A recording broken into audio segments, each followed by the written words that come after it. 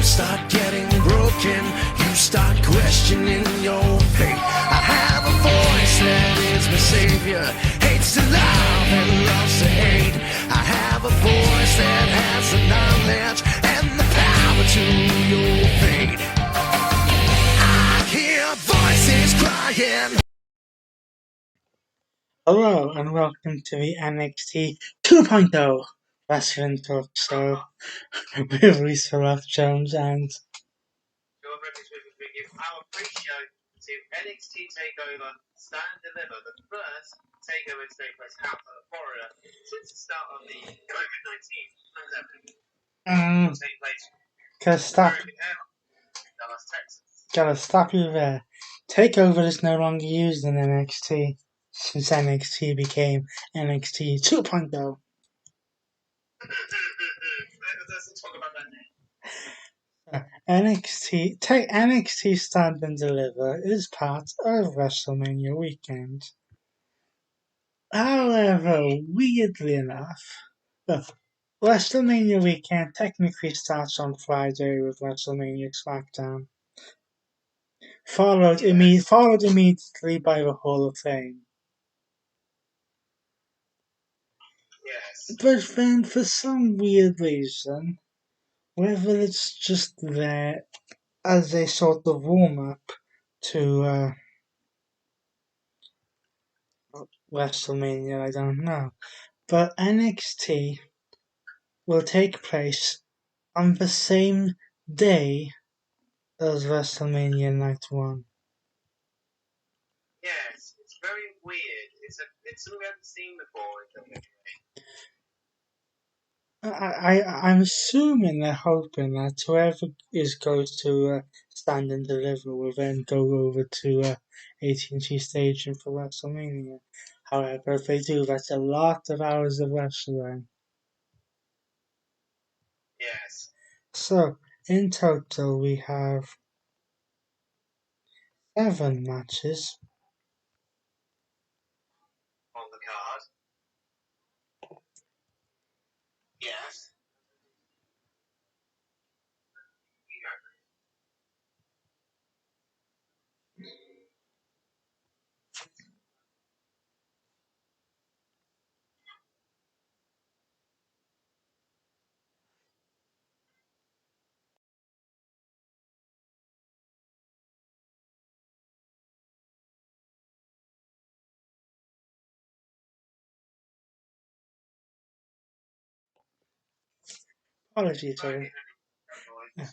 Apologies for a slight interruption. So I understand we had 11 matches. 11? 7. That's another one. 11 matches. And Yes. one of which took place. Well, one of which was literally made in last night's episode of NXT. Because since Halloween Havoc, So let's explain what is this match? well, technically we're going to describe 2 matches here, but start with the one of them. Yes.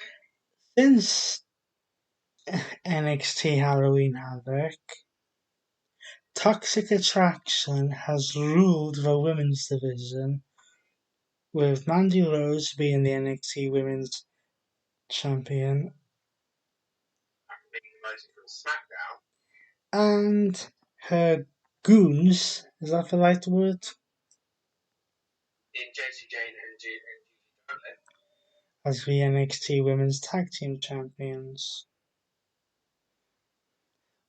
Over the period of the past few months, they've messed with Raquel Gonzalez, who, of course, Mandy Rose defeated to win the NXT Women's Championship. Yes. And then more recently, a slightly cuckoo Dakota Kai. Who I'm calling the NXT version of Harley Quinn. Don't you mean the NXT version of Alexa Bliss now? Pretty much. Yeah, so Toxic Attraction was basically having a go with Dakota Kai on last night's episode of NXT. Forcing Toxic Attraction to attack Dakota Kai. Which then led to the return of Raquel Gonzalez. Who comes to the aid of her former tag team partner, was the pair. Yes, and now Raquel Gonzalez and Dakota Kai will challenge Toxic Attraction for the NXT Women's Tag Team Championship. However, I have one major problem with this. Why would Miguel Gonzalez team up and trust a woman who only 3 months ago is cost her the NXT Women's Championship? But then again, this is WWE booking we're talking about here. True. And Gonzalez and Kai are technically former NXT Women's Tag Team Champions, having been gifted the titles, having won the Dusty Rhodes Tag Team Classic, and Bayley and Sasha Banks at the time refusing to come to defend the Women's Tag Team Championships. The fact that they then lost the titles on the same night is beside the point. Yeah. We'll move on to the second match, which will be a fatal five-way match in a fatal five-way ladder match for the NXT North American Championship. Yes. Championship on the line against Santos Escobar, Solo Sikoa, Grayson Waller, and Cameron Grimes. Yes, this is a bit of a weird situation because following a successful NXT North American Championship match against Pete Dunne. Yes. On the March 1st episode of NXT, Carmelo Hayes would then announce that he would be defending the North American Championship in the match that the championship was originally contested in, a ladder match. Then qualifying matches were set up with Santos Escobar defeating Cameron Grimes on the 15th of March.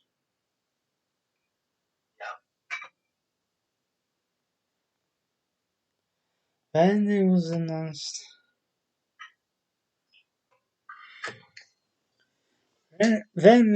announced that further qualifying matches would take place with Roderick Strong, A-Kid, and Grayson Waller also facing Solo. Yes.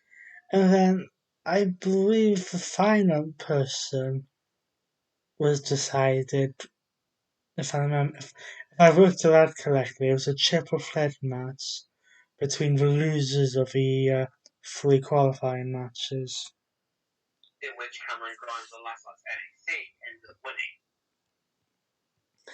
On March 15th, so 2 weeks ago or 3 weeks ago at this point, Tommaso Ciampa would come out to address the NXT universe to seemingly say his goodbyes, because Ciampa has started to make appearances on Monday Night Raw,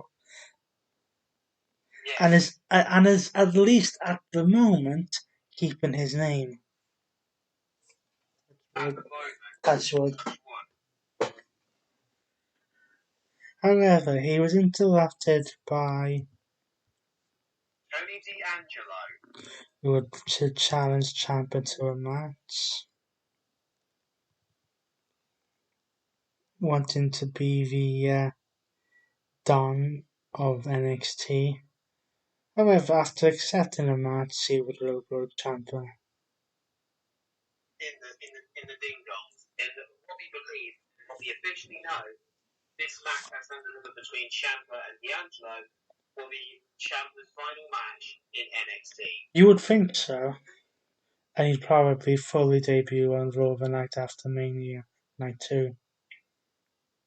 Then we will have an NXT Women's Championship Fatal 4-Way match as the leader of Toxic Attraction, Mandy Rose, will defend her championship against the young upstart Cora Jade and the two winners of the Women's Wrestling Tag Team Classic in Io Shirai and the longest reigning NXT UK Women's Champion, Katie Ray. Now, here, there's no benefit. They could do it because there's only one other person who's done it. There's no real benefit on having Io Shirai win the NXT Women's Championship again. So there's only two more.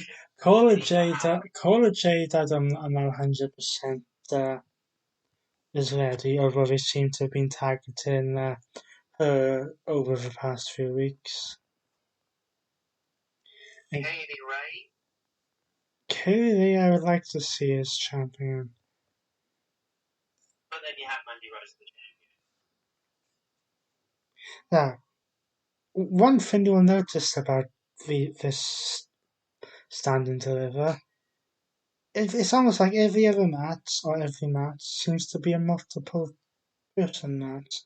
Because now we go to a triple threat tag team match for the NXT Tag Team Championships. As Imperium in Babin Aichner and Marcel Bartel defend their championship against the Creed brothers under the Dusty Rhodes Tag Team Classic for the men, take on MSK in Nash Carter and Wes Lee.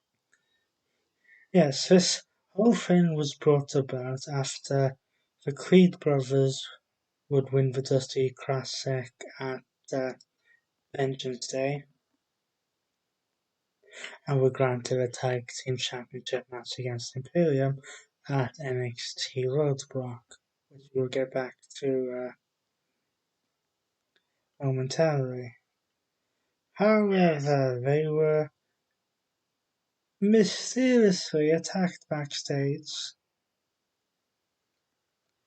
and would be replaced in the match by MSK. But the match, however, would end in a disqualification when the Creed brothers showed up and attacked both teams. Yes. Then the whole shouting match started as to the Creed brothers deserved their chance. MSK didn't get a fair finish to their match, so a triple threat match was made. However, I will say this is going to take some beating to be better than the triple threat match that was on Raw a couple of weeks ago. Oh, yeah. Alright, next. We will have a match for the NXT Championship as Dolph Ziggler, yes, you heard us correctly, Dolph Ziggler, start of Monday Night Raw, will defend his championship against Von Breakker. Yes, for some bizarre reason, well, we can't say bizarre reason, AJ Styles just did it a bit towards the end of last year, but in February, specifically February 8th, Dolph Ziggler started to make appearances in NXT, specifically during the NXT contract signing between then champion Braun Breaker and Shams Santos Escobar.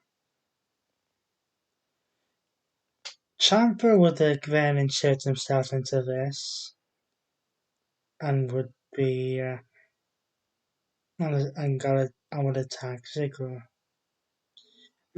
This whole thing is kind of when Ciampa started to appear on Raw, teaming with Braun Breaker to take on Ziggler and Roode.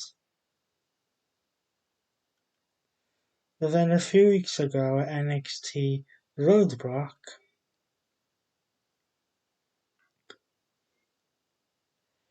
there was a triple threat match between Braun Baker, Tommaso Ciampa, and Dolph Ziggler to determine the NXT champion.